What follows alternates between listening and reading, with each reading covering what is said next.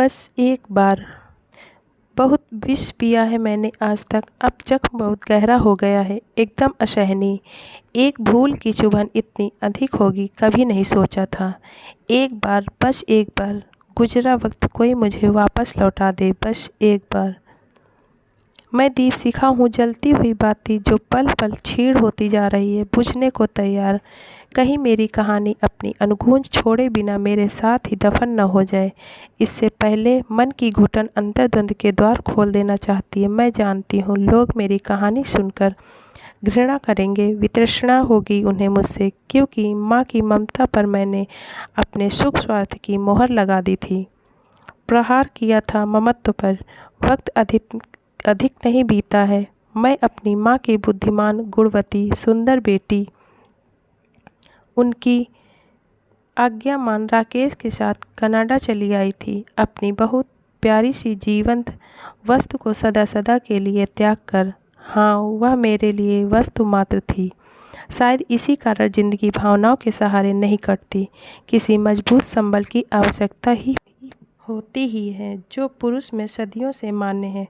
तभी तो नारी पुरुष के पीछे पीछे चलते रहने को उसकी इच्छाओं के आगे समर्पित रही है। 24 वर्ष की उम्र में घटित मेरे अकाल वैधव्य की माँ को चिंता थी।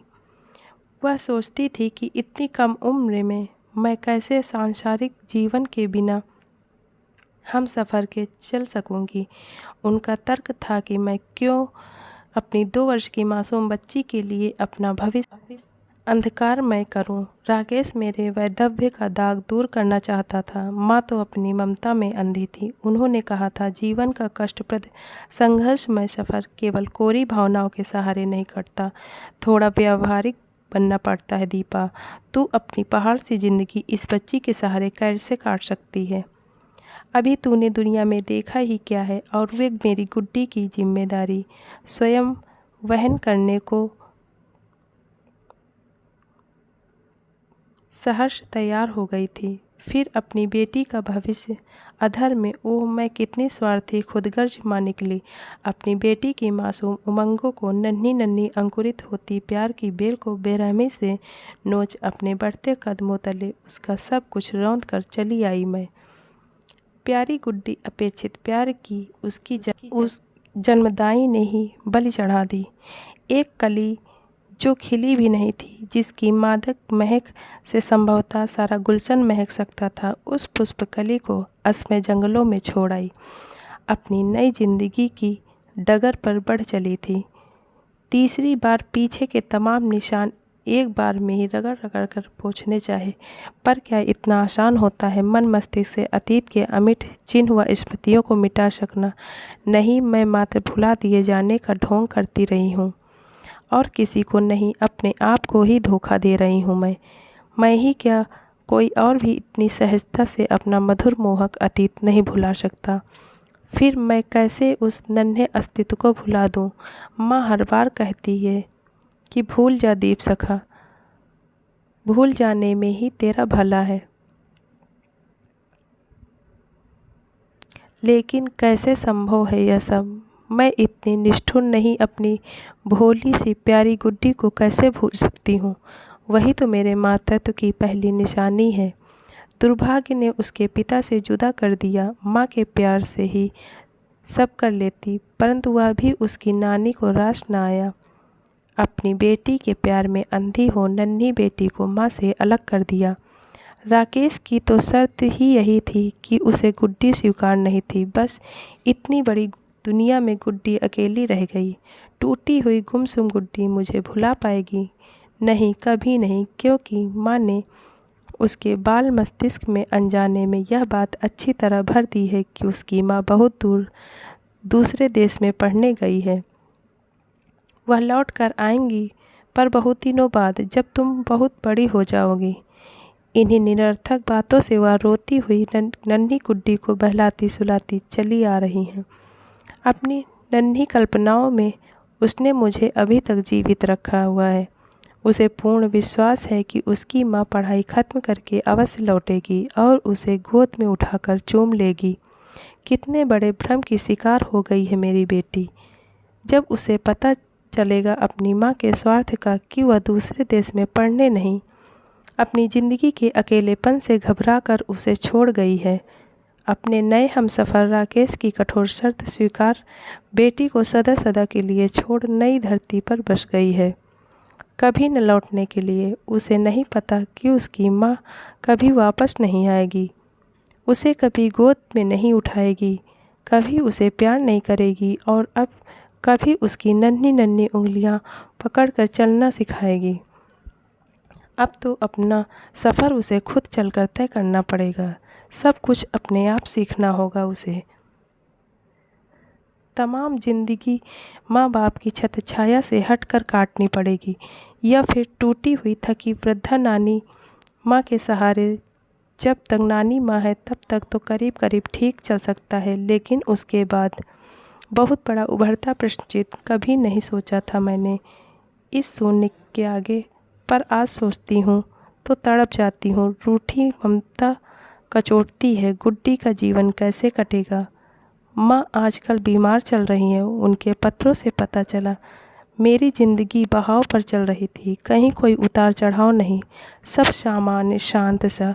कभी कभी इस शांत जल में माँ के खत स्पंदन जरूर पैदा कर देते हैं, मुझे मेरे अतीत से फिर जोड़ देते हैं। माँ को मैं मना भी नहीं करना चाहती, क्योंकि मैं स्वयं चाहती हूँ कि माँ वहाँ की सब बातें लिखती रहे। उनकी चिट्ठी की इबारत में मैं कुछ खोजती हूँ, कोई शब्द, कोई गंध जो मेरी गुड्डी की हो, उसके बारे में हो। भले ही माँ के खत को पाकर मैं कितने ही दिन अशांत रहूं, पर बहुत अच्छा लगता है पीछे लौटना, यहाँ आकर इस धरती पर मैं फिर एक बार माँ बनी। राकेश की बेटी की मैंने अपनी दूसरी बेटी का नाम गुड़िया रखा।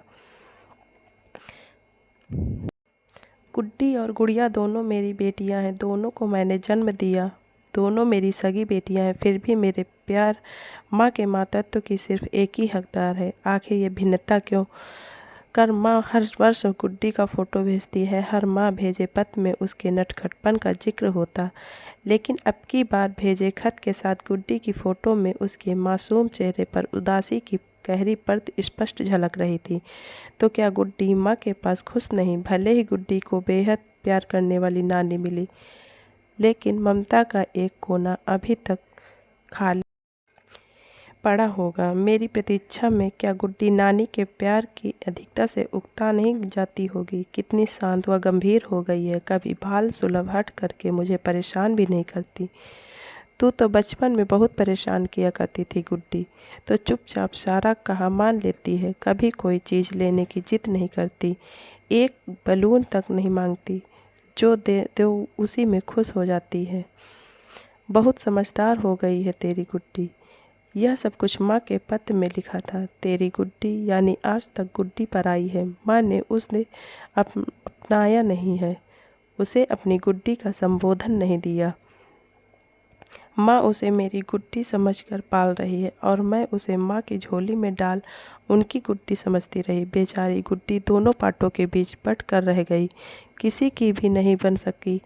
आजकल न जाने क्यों मन गुड्डी के लिए बेहद तड़पने लगा है। यह मेरा अपराध बोध ही तो है। लगता है कहीं मेरे अवचेतन मन में अपने सुख की दबी आकांक्षा अवश्य रही होगी, जिसे मैं माँ की ओट ले छिपा गई और सुख की खातिर अपने लहू को दगा दे दिया। एक माँ ने बेटी के लिए बुढ़ापे में भी इतना कष्ट सहन किया और दूसरी माँ ने अपनी बेटी की तनिक भी परवाह नहीं की। अपना जीवन संवारने के लिए उसकी कोमल उमंगों को रसहीन नीरस बना दिया, उसकी बगिया को कांटों से पाट दिया। माँ की यह धारणा गलत रही कि समय के साथ साथ मैं अतीत को भूल जाऊंगी। वक्त बहुत बड़ा मरहम है, हर गहरे घाव को भरने की क्षमता रखता है।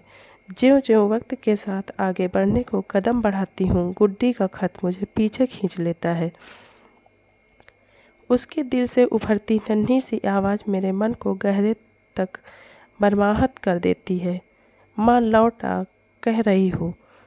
मानो पीछे से आती माँ की अनगूंज मुझे बेचैन किए रहती है। बढ़ते कदम ठिठक जाते हैं, सोते सोते चौंक जाती हूँ। स्वप्न देखती हूँ कि मैं अधर में खड़ी हूँ बादलों के बीच। मेरी एक बाह गुड्डी ने थाम रखी है और दूसरी गुड़िया ने पकड़ी हुई है। दोनों अपनी अपनी ओर पूरी शक्ति से मुझे खींच रही हैं। मैं बट गई हूँ अतीत और वर्तमान के बीच। केवल बाहर से ही नहीं, भीतर तक यकायक महसूस हुआ कि गुड्डी ने कसकर मेरा हाथ दबा कर खींच लिया है। मैं तेज दर्द से चीख उठती हूँ, गुड्डी को परे ढकेल देती हूँ। तब भी ऐसा आभास हुआ गुड्डी ने अपनी तरफ की पकड़ ढीली कर दी। उसने मेरा हाथ छोड़ दिया। उसकी आंखें नम है, वह केवल टकटकी बांधे सजल नेत्रों से मुझे निहार रही है। अपनी पकड़ ढीली कर उसने माँ को मुक्त कर दिया। मानो माँ के दुलार से वंचित और अतृप्त गुड्डी जब सब बच्चों को माँ उससे जुड़ा देखती होगी तब क्या क्या सपने देख अपने को ढांढस बंधाती होगी। क्या साथ के बच्चों को शाम के समय पार्क में माँ बाप के साथ घूमने जाते देख उसे अपने साथ चलती वृद्ध नानी पर रोष न आता होगा। नानी का लाख प्यार उसके हृदय से माँ की याद को धूमिल नहीं कर पाया, वरना उसके हाथ से लिखे कागज पर शब्दों में वह मार्मिक गूंज न होती। उसके शब्द मेरा मर्म भेद कर आर पार उतर गए। मेरी नज़र उन्हीं टूटे बिखरे आकृति के अक्षरों पर अटक कर रह गई। लगा गुड्डी बहुत उदास है, वह गहरे समुद्र में डूब रही है, गले तक पानी चढ़ाया है, अपने प्राणों की रक्षा के लिए मुझे पुकार रही है। अब की बार के पत्र के साथ गुड्डी का टेढ़ी मेढ़ी भाषा में लिखा पत्र भी था। माँ ने लिखा था, तेरी गुड्डी अब पढ़ने लगी है, वह लिखना भी सीख गई है। सबसे पहले उसने माँ लिखना सीखा था। उस मुड़े हुए कागज़ पर बड़े बड़े अनगढ़े मोती से अक्षर झिलमिला रहे हैं। मुझे एक एक अक्षर में गुड्डी के घाव, उसकी बड़ी बड़ी पनीली आंखें और उसमें तैरता सा कुछ दिख रहा है। मानो पूछ रही हो, माँ मेरी खता क्या है। उसके पत्र को चूम लेती हूँ। तुझे कैसे पाऊँ मेरी बेटी, मजबूरी और विवशता से बंधी हूँ। मेरी आंखों के खारे पानी ने बेटी का खत धो दिया। खत के कई अक्षर धुंधले हो फैल गए, स्याही घुल गई, पर अतीत की तरह कुछ अक्षर अब भी पहचानने योग्य हैं। कितने बड़े बड़े शब्दों में लिख डाली है गुड्डी ने अपने दिल की आवाज़, मानो अंतर चीर कर खून से लिखे हैं यह सब। माँ अब घर चल, खटपट मत कर, घर आ माँ, घर आकर, घर में माँ है, बस एक बार मुझे मेरी गुड्डी पुकार रही है। एक बार कुछ पल के लिए ही कोई तो मेरी गुड्डी को मेरी गोद में डाल दे। कोई तो पल भर को माँ की ममता को, उसकी तड़प को समझ सके। बहुत विष पिया है मैंने आज तक, अब जख्म बहुत गहरा हो गया है, एकदम असहनीय। एक फूल की चुभन इतनी अधिक होगी कभी नहीं सोचा था। एक बार, बस एक बार गुजरा वक्त कोई मुझे वापस लौटा दे, बस एक बार।